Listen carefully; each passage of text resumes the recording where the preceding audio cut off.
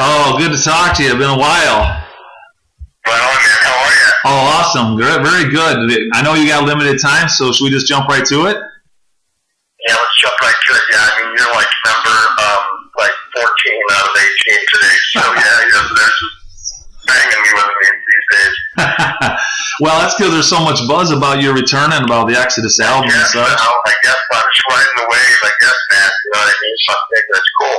It's cool. I appreciate all the response. It's awesome. Yeah, well, I was on YouTube the other day, actually last night, and after only 2 weeks, I saw Blood In, Blood Out, 250,000, 250,000 hits already. So yeah, Salt Wound. Yeah, that's great. That's awesome. Yeah, absolutely. Yeah, so obviously the first question that the fans would want to know, and I'm sure you've been asked this a lot of times, but you know, the reception, the return within the family of Exodus, and as far as the fans are concerned, what's it been like rushing back to it? Actually, it's been like, really smooth. I'm really refreshed. I'm really excited. I mean, honestly, this is going to be the best time yet because mentally I'm really together. Vocally, I've been in tune, obviously, because the bands I've been in the last couple of years and stuff. So, I mean, I'm really ready for it. I'm excited to see all the fans again. I'm excited to see the old ones, especially the new ones. I love Blood In, Blood Out. It's an awesome album. So, yeah, just looking forward to everything that's going on. I'm really excited. Yeah, I've heard it a couple times now, and I saw someone, maybe it was Gary, say something that this is the fastest Exodus record that you guys have put together. Is that true? I think so. I mean, just Salt the Wound's a great track. I don't think it exemplifies what's on the album. I think Blood In, Blood Out really does. And so most of the record is really ferocious like Blood In, Blood Out. Definitely lethal and killing you. So I have to agree with him on that for the most part. A couple songs that really have jumped out to me just in this, brief introduction that I've had with it. I just got done watching the news. ISIS is all over the place as far as what are we going to do, what are they going to do, and then of course, and so you think about, excuse me, what's going on there. When you guys wrote Honor Killings, is it about ISIS specifically, or is it more about the general extremist Islamic jihadist type of deal?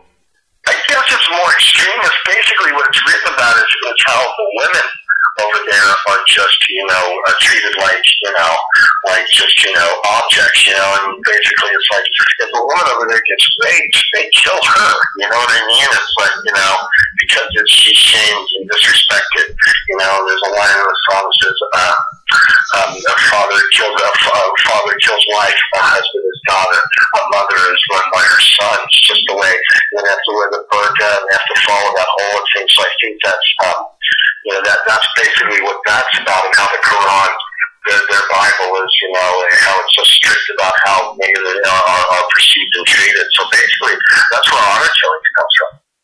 Gotcha. How about Body Harvest? The title itself, killer, but the lyrics, wow. The only one that I wrote. Is that right? Yeah, everything else was written, but actually Jack, myself, and Lee came down one day in the studio. But yeah, that's there's a lot of organ trading going on in the world. So Body Harvest is pretty much, just basically a twisted Exodus story, having to deal with someone who's had his organs taken from him, gets patched up, and then gets in on the action himself and does it to someone else. You know what I mean? Kind of an eye for an eye thing, or the hunter becomes the hunter. You know what I mean? Kind of thing. So Body Harvest definitely always brutal. Come on, it's Exodus. There's nothing nice about what we sing about. Never happened. Yeah, that's pretty sinister and evil and twisted. There's no doubt about that. I enjoyed that, though. As, of course, the fans do. You guys, brought that for so many years here. When we talked about 6 months ago, and Dawn of the New Centurion had just dropped for Hatriot. Right. Incredible album. What will happen with that? Oh, that stays where it's at. I mean, Gary's in Slayer, too, remember? Yeah. We can't play every tour with Slayer. So it's like we have to, when he goes out to do that, and they're going to put out a new record in 2015, which means they're going to be busy as well. So me and Lee are already talking about doing Hatriot even, and the boys, while I'm gone,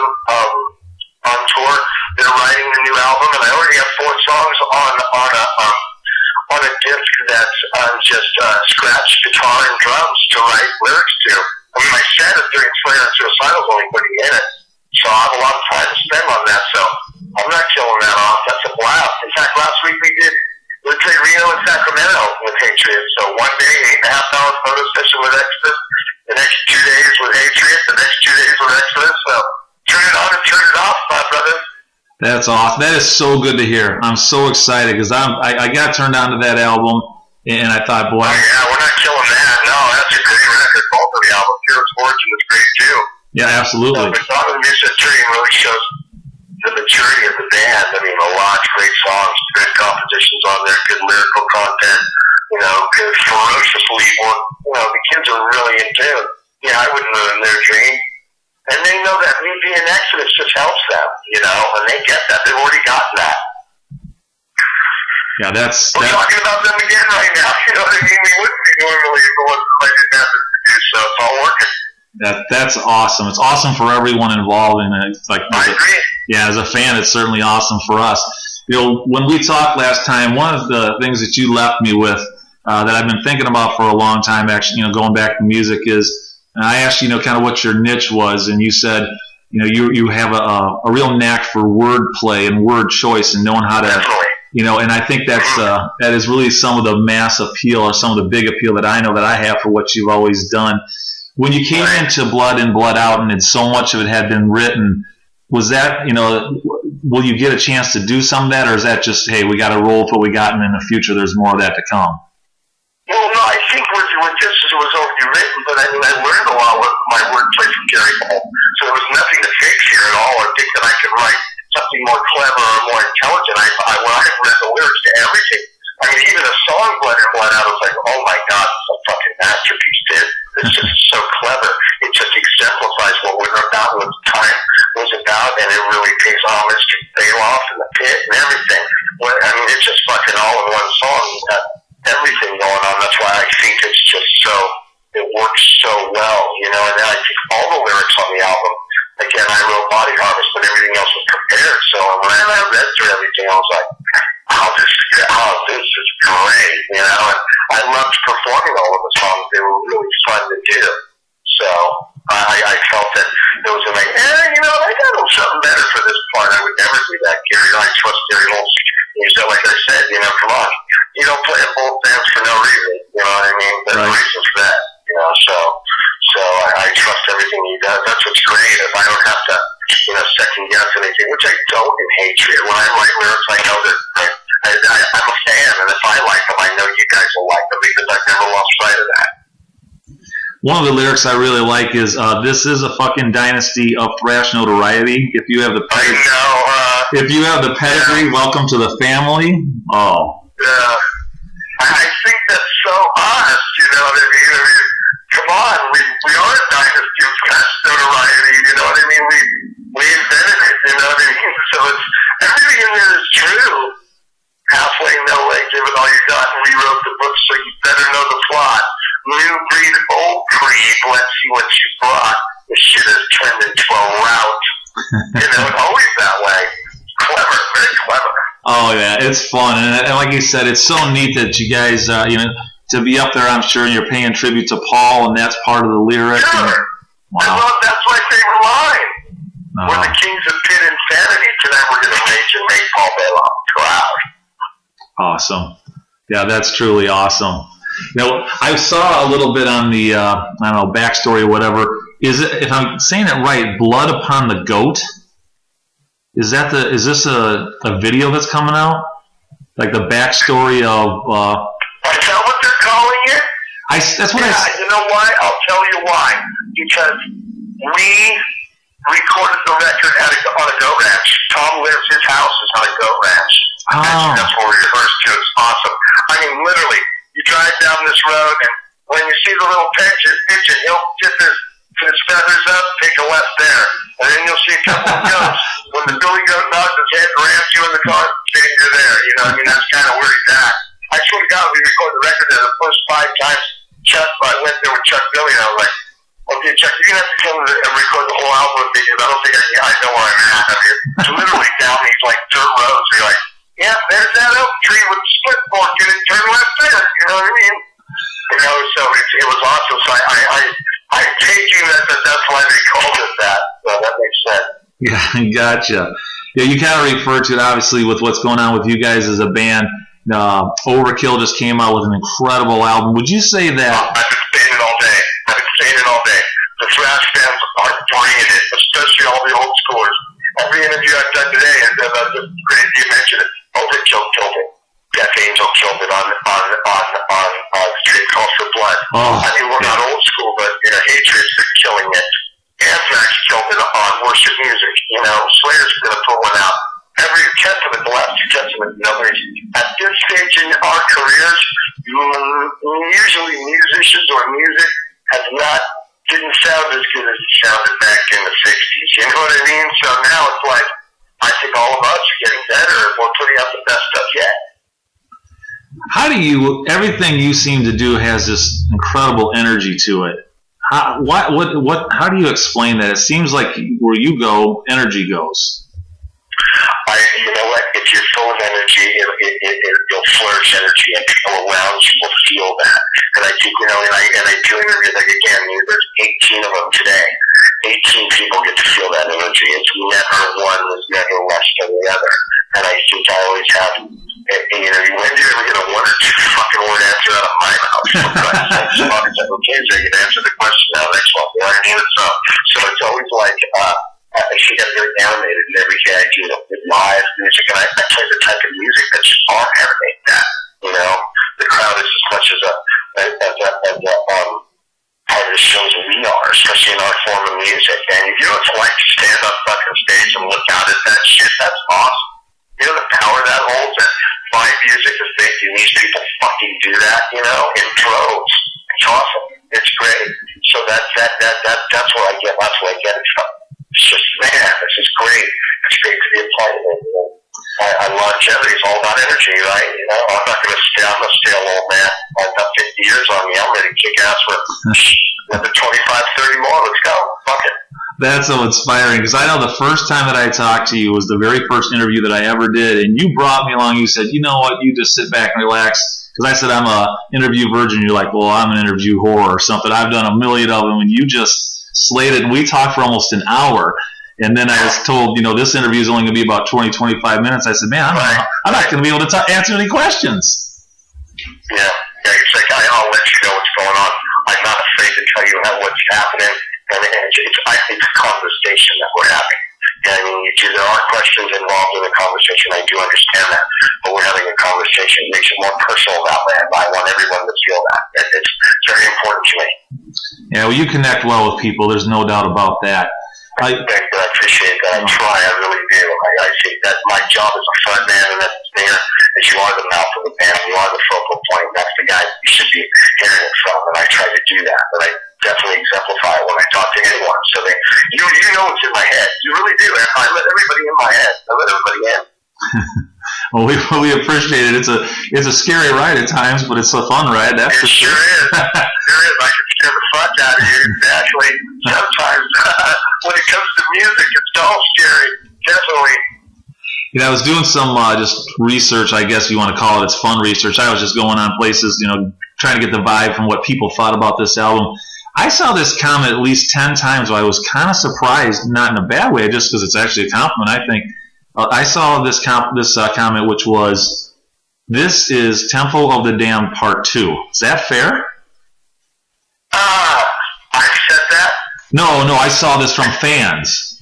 But no, I've said that. Oh. I've said that. I've long said that. I go, if you like Temple of the Damned, you're going to love this one. I've said that all along. Oh, okay. Yeah, I said that. I don't feel it. I just feel it's definitely moving in that direction, and not to say that the last 3 albums you can't disseminate it by any means. They're great records in their own right, and I mean, Rob does a great. But if you're here listening to my voice, and I think the songs aren't as long as they've been on the last few records, and I think it's kind of back to more of that, I don't know, playful mischievous, I guess you could look at it, you know what I mean? It's like, back to the tongue-in-cheekness, back to killing you with a good time, you know. And so I don't know how to explain it, but it's definitely exciting and working. And I would have to say, I said that all along. When the record was first done and I was doing some press at that point, I was telling you, I said, it's probably Tempo too. Really, what could be better than Tempo? I'm like, okay. Okay. All right, I'm telling you. Pretty fucking good. Well, speaking of Tempo, I wrote an article a few weeks ago, about a couple months ago, and I referenced you in Exodus first, and it was about Ray Rice and all this nonsense going on with how people, and I entitled it, "Why Do We Reward Cowards?" And the first song I turned to was "Sealed with a Fist." Do you remember writing that and performing that? Yeah, sure, yeah. Yeah, and how? And I mean, that's so true amongst our culture. You know what I mean? And that's nothing that as a personalist with any of us, because we're smarter than that. You know what I mean? But I mean, you know, if you read the lyrics to that song, it's kind of cool. Although, in that song, by the end, the chick gets her revenge. Oh yeah. You know what I mean? So that didn't necessarily happen. But honestly, they're probably both wishing that this never happened. Even her. I mean, think about that. Your man can no longer make millions of dollars in the NFL because of, and honestly, she was bitching at it because when you watch the lead up, her mouth is just moving. You know what I mean? Mm-hmm. And he, you know, talking shit, he popped her. Come on, they're human. Everybody is. It's just the way we all are. Somebody's talking shit to you, man, and they're talking shit. Once you're done with it, you're done with it. It's just going on. And that goes with women and men, and I'm not saying it's the right thing to do. Get out of there. You don't need to get away from her. Tell her that I can't be by you right now. I'm going to take you in the elevator and punch you in the mouth if you keep this up. You know what I mean? And so I think there's a point where he's just got to, you know, you can't, come on, you play in the NFL. She was, what, $10? I got to knock her out like that. Give me a break. You know what I mean? Come on. So I get that. I understand it. You know, back to what you guys do on stage. When you guys having such a history with each other, is it kind of like we're athletes that have played with each other for a long time? Kind of like you don't have to know where you're throwing the ball. You know who's going to be there. Exactly. And you know, again, and I look at me. I'm the quarterback. I just came back in. I just came back and I play quarterback, and I know how to pass the ball, and I know how he's going to catch it. I know what he's going to do. You know what I mean? And I know when I come back here, he's going to take the. Yeah, I understand. I know how it works. So yeah, it wasn't like joining 5 guys who went, okay, all right, well, I'll stand over here, bounce the ball, and I'll figure out my role. I know my role. Yeah. I know my role. I know how to do it. I know what I'm doing here. I know what they expect from me. I know what they want me to be. I know when these guys need breaks in between songs. I know when I need to go longer. You know what I mean? And talk to the crowd and keep them going. What's up? Let's guys get water, change guitars. You know, Tom does a very, very hard physical job. He's got about time. He needs a break for every once in a while. So all often I understand that. So that's all about, you know, coming in and knowing your role. So the tour right now, obviously in support of Slayer, but you have some of your own dates. When that's all done, is there a full-fledged just Exodus? So, you know, I want to come see you. I know a lot of people. Where you guys are up there for an hour. Necessarily booked right now for that. It really hasn't, but because next year is just going to be such, you know, 30 years since Bonded by Blood, and you know, the ride on Blood and Blood Out is really, really high right now. So I'm sure we're going to be all over the world, doing, you know, playing again, and we will be headlining. I know we will be. You know what I mean? So it's just going to be one of those things where, you know, we'll just have to wait and see. But again, Slayer's going to be putting out a new record, so, you know, Gary at some point is going to be with them, and who knows what will happen from there. So, but I expect us doing a full-blown tour, you know. Awesome. What song on the new album do you think that people may miss, and you want them to say, man, don't miss this one? Anything that's a hidden gem? Numb's my favorite. Out of all of them, Numb is my fucking favorite. Okay, no. I like the breaks in the back. I like the way it goes off. I just love it. I just think that's the way. So exemplifies Exodus, don't get me wrong. I love every song on this record. I'm Excellent. Well, we'll let you go. We know you're a busy man. One last question. Favorite Oakland Raiders player of all time? Kenny Stabler. Ah, the Snake. Snake, that's right. All right. Thank you so much. When they go to Brazil or South American countries, they can get in the hotels. They know how to do that, and they'll find out where he was and gosh, he's aliens. And that's my alias. I'm Ken Stabler. North America. That is awesome. Well, thank you so much for your time. What you guys are doing are just... I'll talk to you soon. You know how we do this. Absolutely. I'm sure I'll have something new coming out next year. So, some type of tour or something. So we will talk again. Thanks a lot. I appreciate it. All our fans do. Thanks a lot. Have a great night. Thanks, Scott. Okay. Talk to you soon. See you later. Bye now.